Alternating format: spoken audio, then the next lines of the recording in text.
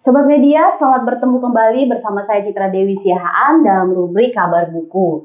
Kabar buku kali ini masih diambil temanya dari buku Jujur Melangkah, 307 Renungan Kitab Amsal Kala Pandemi. Temanya hari ini adalah menyatakan kasih.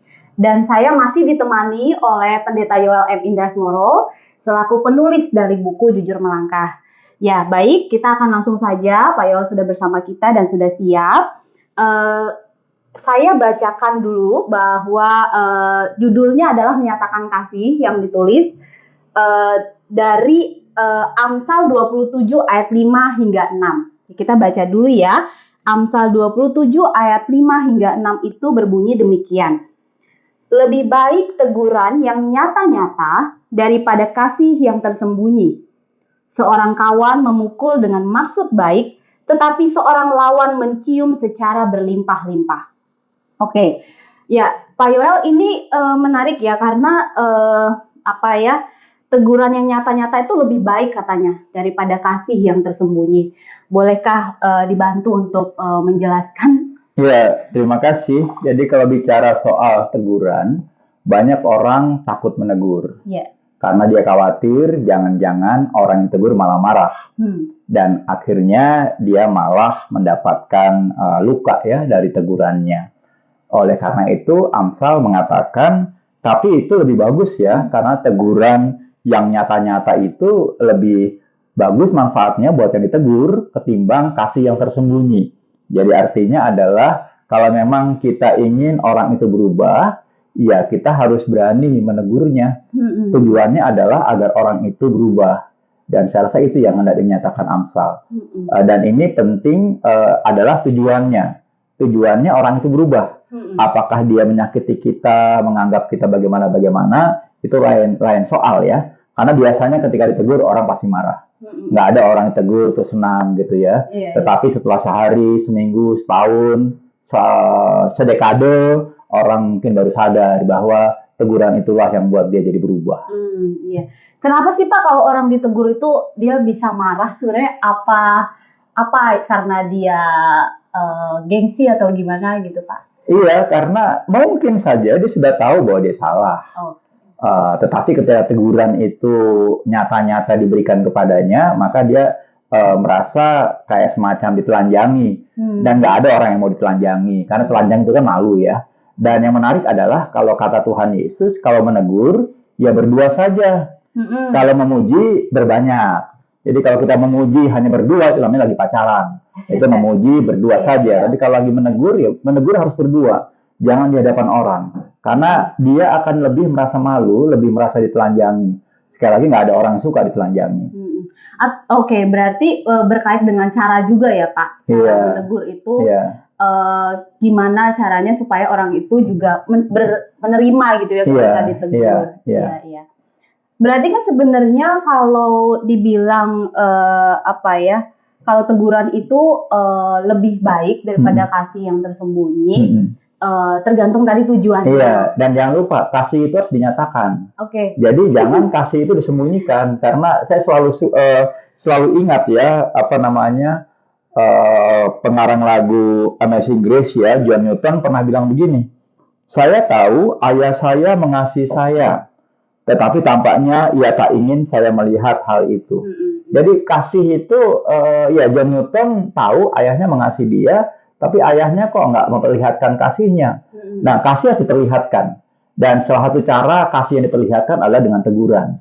Saya selalu bilang sama anak saya, kalau saya masih mau menegur, artinya saya masih punya harapan.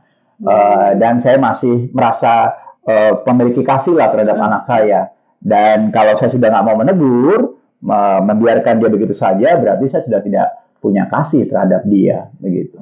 Berarti teguran itu adalah bagian dari kasih tadi ya Pak? Iya. Bagian dari kasih, kita menegur karena kita mengasihi justru ya. Dan itu harus diperlihatkan. Jadi teguran kita itu bukan karena kita benci orang itu, tapi teguran itu karena kita mengasihi dia. Dan itu sebetulnya tampak dari mata kita sih. Orangnya bisa merasakan juga ya. Bahwa ini teguran bukan bukan buat ke apa namanya, bukan buat kesenangan dari yang menegur, tapi memang buat dirinya begitu ya. Oke. Nah, terus Pak, kalau begitu bagaimana sih seharusnya nih kita yang ditegur nih misalkan sikap kita tuh terhadap teguran gitu kan? Pertama-tama pasti ya nggak suka kali ya, tapi maksudnya mungkin Pak Yol bisa punya saran gitu ya, ketika ada orang nih menegur kita, terus apa yang harus pertama-tama kita lakukan? Yang pertama tidak terlalu mudah, tapi yang bisa kita lakukan adalah terima kasih. Karena sebetulnya orang itu sedang melihat sisi negatif dari hidup kita, gitu ya. Dan ketika kita ditegur, ya bagus kita menyatakan terima kasih untuk teguran itu. Tentu kita bisa memberikan pendapat begitu ya ketika kita tegur. Jangan-jangan orang itu masalah tegur gitu ya. Jangan-jangan dia tidak punya alasan untuk itu. Tapi alasan pertama adalah terima kasih. Karena sekali lagi dia menolong kita melihat sisi lemah kita. Dan kadang-kadang atau seringkali kita susah melihat sisi lemah kita. Karena itu kita ditolong orang lain melihat sisi lemah kita. Yang pertama. Yang kedua, percayalah bahwa orang itu mengasihi kita. Bener deh, jarang orang menegur kita karena dia benci kita. Sehingga itu bisa kita pegang bahwa orang itu menegur kita karena dia memang mengasihi kita. Oke, itu bisa dipegang ya pertama-tama. Berarti pernyataan bahwa ketika orang menegur karena mereka mengasihi kita gitu ya, sehingga kita harus bersikap rendah hati untuk menerima saran itu gitu ya, untuk dilihat dari cara pandang mereka yang bisa melihat kesalahan kita. Kadang-kadang kan kita nggak ngeh ya Pak kalau kita tuh salah. Atau kita lihat gambaran besarnya. Jadi jangan lihat tegurannya, tapi lihat bahwa orang ini berusaha mengasihi kita. Jadi gambaran besarnya itu. Kalau kita sudah lihat gambaran besarnya, kita pasti akan berterima kasih terhadap tegurannya, begitu ya. Oke. Ya itu kayaknya perlu waktu nggak sih Pak untuk melihat gambaran besar, karena kan orang spontan kalau ditegur bawaannya pasti jengkel gitu. Iya. Sederhana saja, siapa yang menegur kita? Kalau yang menegur kita orang tua kita, pasti dia nggak ingin menyakiti anaknya. Kalau yang menegur kita adalah guru kita, pasti dia ingin melihat yang terbaik dari kita. Nah, kadang-kadang memang ada orang yang asal menegur, gitu kan. Nah, kalau ada orang yang asal menegur, atau dia sering mengkritik kita, ya nggak usah marah juga. Kita hanya bisa mengatakan dan harus mengatakan terima kasih, begitu ya. Tadi kan Bapak bilang orang tua biasanya teguran itu kan dari orang yang lebih tua kepada orang yang lebih muda. Kalau sebaliknya bisa nggak Pak? Sebaiknya sih bisa saja ya, dan kita harus menerima itu. Karena kan atau kita kepada atasan kita, kepada orang tua kita, betul. Gimana Pak? Kita sebagai yang menegur atau yang ditegur? Kita sebagai yang menegur atasan kita, misalnya, atau orang tua kita. Nah, ketika kita menegur atasan kita boleh dengan kalimat, maaf Mak, bolehkah saya memberikan usulan? Pak, saya mendengar begini. Dan saya harus menyampaikan kepada Bapak misalnya. Itu kan sebetulnya teguran gitu kan. Dan dengan kata maaf sebetulnya menolong orang itu untuk tidak tegang duluan gitu kan. Oh, berarti memang dia udah minta maaf nih, gitu kan. Tapi sekali lagi, dengan kita meminta maaf, sebetulnya kita merasa ini mungkin menyakitkan, gitu kan. Jadi jangan asal menegur gitu kan. Atau kadang-kadang kita mengumpulkan semua kesalahannya di masa lampau, lalu ketika kita bertemu, kita memuntahkan semua kesalahan di masa lampau. Dan akhirnya yang terjadi malah penolakan. Orang itu merasa sakit hati gitu ya. Kenapa nggak negurnya dari kemarin, kenapa baru sekarang misalnya. Iya, berarti harus tahu momen yang tepat, dan juga nggak harus langsung brek gitu ya semuanya di masa lampau disampaikan di saat yang sudah jauh gitu waktunya ya Pak ya. Berarti Pak lebih baik memang berarti misalnya kita tahu nih kesalahannya, kita harus cari waktu yang pas ya Pak ya. Itu butuh hikmat dong Pak. Nah, itu dia, kalau dalam bahasa Yunani ya, ada perbedaan antara kronos dan kairos.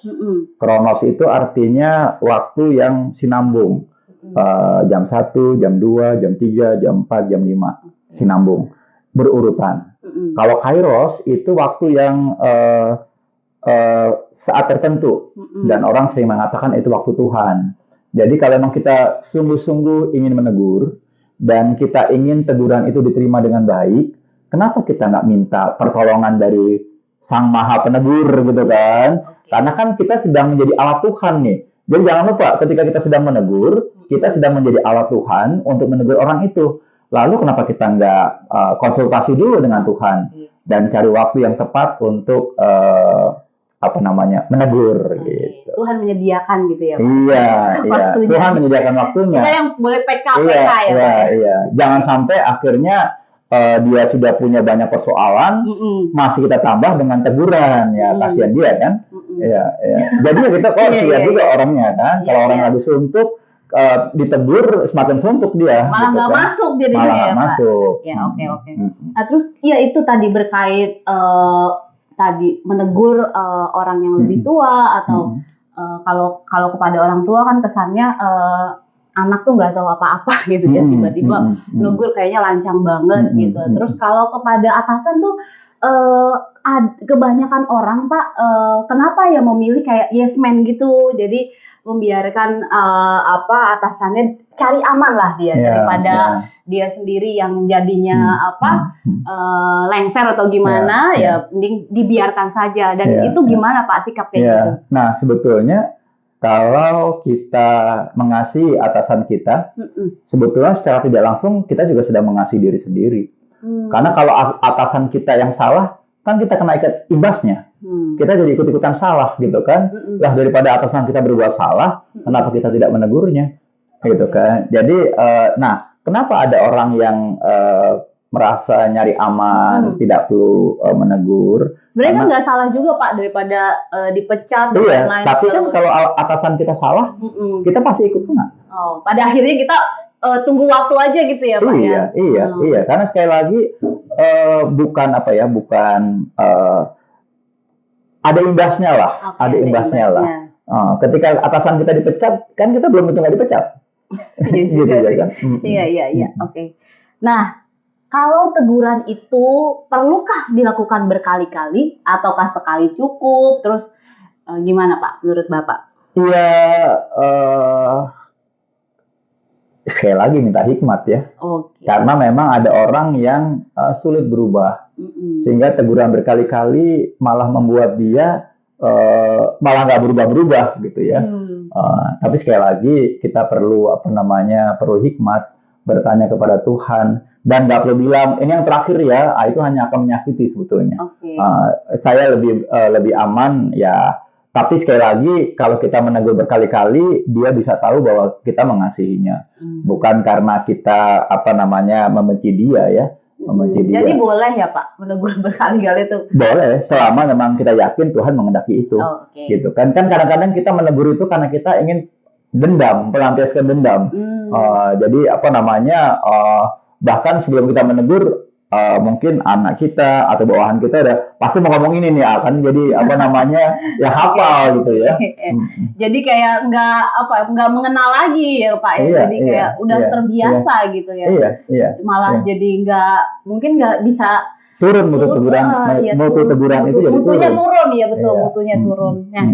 Jadi tergantung kedewasaan orang itu ya Pak menyikapi teguran kita, ya kan harus ketika itu kalau misalnya sekali cukup ya kita merasa orang itu udah dewasa gitu untuk sekali aja dia sudah bisa mengambil keputusan. Tapi jangan lupa baik yang ditegur maupun yang menegur kan dalam proses pertumbuhan.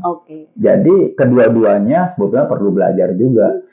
Tadi berkait dendam Pak, emang sebenarnya bisa jadi ada dendam gitu ketika kita menegur? Iya, artinya kita menegur karena kita capek. Capek dengan tingkahnya. Kalau kayak gitu, itu malah memuaskan kita berarti. Jadi ketika kita merasa nasib dia ada di tangan kita. Jadi kadang-kadang teguran itu malah malah membuat kita merasa puas. Ini juga menarik. Ini juga mungkin jadi jadi introspeksi ya. Apakah kita puas setelah menegur? Seharusnya setelah menegur kita sedih. bahwa orang itu melakukan sesuatu yang kita rasa tidak benar dan kita menegur, kan kita seharusnya sedih nih ketika menyatakan kasih itu. Tapi ketika kita puas, aduh, udah gua tegur dia, istilahnya udah gua cuci dia, gitu kan, orang dicuci gitu kan. Nah itu menurut saya sih jangan sampai ada kepuasan itu, dan kalau itu puas berarti sebetulnya kita sedang mengatakan bahwa kita lebih baik dari dia. Bahaya juga. Jangan sampai teguran itu hanya memperlihatkan bahwa kita ingin dipandang kita lebih baik dari orang itu. Oke. Jangan sampai gitu ya Pak ya. Nah kalau gini Pak, kan tadi kita udah melihat sikap orang yang ditegur itu harus seperti apa. Nah sikap orang yang menegur itu Pak, harus bagaimana? Ya, bagi yang menegur kita perlu bertanya sih. Pertanyaan pertama adalah mengapa sih kita menegur? Kalau sekali lagi kalau kita menegur hanya karena ingin melampiaskan dendam, hanya ingin memuaskan hati kita, hanya ingin dianggap kita lebih baik daripada orang itu, mendingan jangan. Itu hanya akan menyakiti. Tetapi kalau kita memang ingin orang itu berubah ke arah yang baik, ya lakukan saja dan minta pertolongan Tuhan tentunya ya. Kalaupun dia nggak menerima, misalnya, Pak. Nah itu gimana? Nah, kalau dia nggak menerima, saya rasa kita sudah melaksanakan tugas kita selaku alat Tuhan. Kan Tuhan ingin setiap orang baik. Nggak ada orang Tuhan nggak ingin orang baik gitu kan. Dan kadang-kadang Tuhan, dan seringkali lah Tuhan menjadikan kita sebagai rekan kerjanya untuk menegurnya. Jadi ketika dia nggak terima, ya nggak apa-apa. Nanti biasanya teguran itu nggak akan diterima dalam waktu cepat. Tapi setelah berlalunya waktu, orang itu akhirnya menyadari bahwa oh benar juga ya. Dan akhirnya berterima kasih ya. Dan pada akhirnya berterima kasih. Mungkin aja berterima kasihnya ketika di sorga, ya nggak apa-apa gitu kan. Jadi ketika udah pada di sorga berterima kasih selama di dunia kau sudah menegur saya, ya nggak apa-apa juga gitu kan. Oke. Nah ini tadi kan kita udah ngomongin tuh ya Pak, bahwa teguran itu adalah bagian dari kasih. Justru karena kita mengasihi orang itu, maka kita menegurnya gitu ya. Nah, tadi Bapak bilang bahwa John Newton itu dia tahu nih bahwa ayahnya mengasihi dia, tetapi ayahnya itu tidak ingin John Newton tahu gitu kan, disembunyikan gitu. Seperti tadi. Nah, apa mungkin ada kasih yang disembunyikan itu, Pak? Gimana itu? Ya, kasih diam-diam gimana itu, Pak? Iya, saya rasa ketika orang tidak menyatakan kasih, ya jadi ingat lagu lama tuh ya, lagu lama kan, Panders tuh. Semua bisa bilang sayang, semua bisa bilang, apalah artinya sayang tanpa kenyataan. Jadi sayang itu harus dinyatakan. Bisa dinyatakan dengan tingkah laku, bisa dinyatakan dengan perbuatan, bisa dinyatakan dengan teguran. Nah, persoalannya adalah mungkin di budaya tertentu agak repot.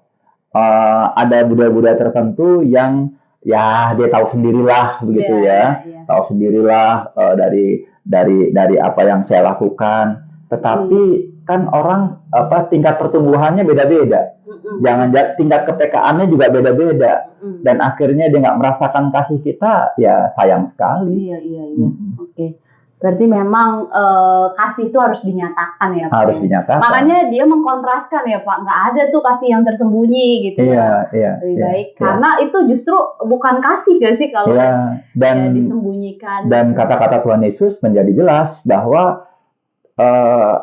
kamu adalah terang dunia, kota yang di atas gunung itu tidak mungkin tersembunyi. Jadi kalau seseorang Kristen menyadari dirinya adalah terang dunia, maka aneh rasanya menyembunyikan terang itu. Kan terang harus dinyatakan. Dan ketika terang hanya mungkin dinyatakan agar orang bisa merasakan terangnya. Dan sebetulnya teguran itu adalah cara kita untuk memperlihatkan terang kita, sehingga orang itu juga melihat dengan terang itu, dia melihat nih kan, dengan gelap kita nggak kelihatan ya. Tapi kita sedang menolong orang itu melihat sisi gelapnya. Gitu lewat kan. Terang yang kita nyatakan. Terang yang kita nyatakan. Atau melalui teguran. Iya, saya rasa itu bisa menolong kita semua ya Pak, ketika harus menegur, sikap yang benar seperti apa gitu ya. Tadi menarik sekali kalau Bapak bilang apakah kita merasa puas gitu kan. Kalau merasa puas berarti dipertanyakan tuh ya apakah itu dipertanyakan kasih kita. Iya, dipertanyakan kasih kita, ketulusan kita gitu. Apakah kita memang ingin dia berubah. Ya itu bersyukur sekali mendapatkan ide itu, hikmat itu dari Bapak Yoel. Kayaknya itu dulu Pak kali ini kabar buku kita. Kami berharap juga Sobat Media juga bisa mendapatkan sesuatu dari percakapan kali ini. Oke, sampai di situ dulu. Mungkin Pak Yoel ada ingin menyampaikan pesan atau bagaimana Pak? Ya, bagi Sobat Media, kalau kita dalam posisi menegur, percayalah bahwa kita sedang menjadi alat Tuhan untuk menegur orang itu. Kalau kita dalam posisi ditegur, percayalah bahwa orang itu sedang menolong kita melihat sisi gelap kita. Sehingga tidak ada kata lain kecuali terima kasih. Ya, terima kasih Pak Yoel. Terima kasih ya, Bu. Jangan takut menegur dan jangan takut kalau ditegur. Oke, Sobat Media, sampai di sini kabar buku kita kali ini. Dan kalau Sobat Media mau mendapatkan buku Jujur Melangkah, bisa menghubungi WA Tangan Terbuka Media di 0821 23 12 20 49. Saya ulangi di 0821 23 12 20 49. Oke, nah sampai di sini saya Citra Dewi Siahaan dan saya Yoel Indrasmoro pamit undur diri. Sampai jumpa di kabar buku selanjutnya. Bangun jiwa via media.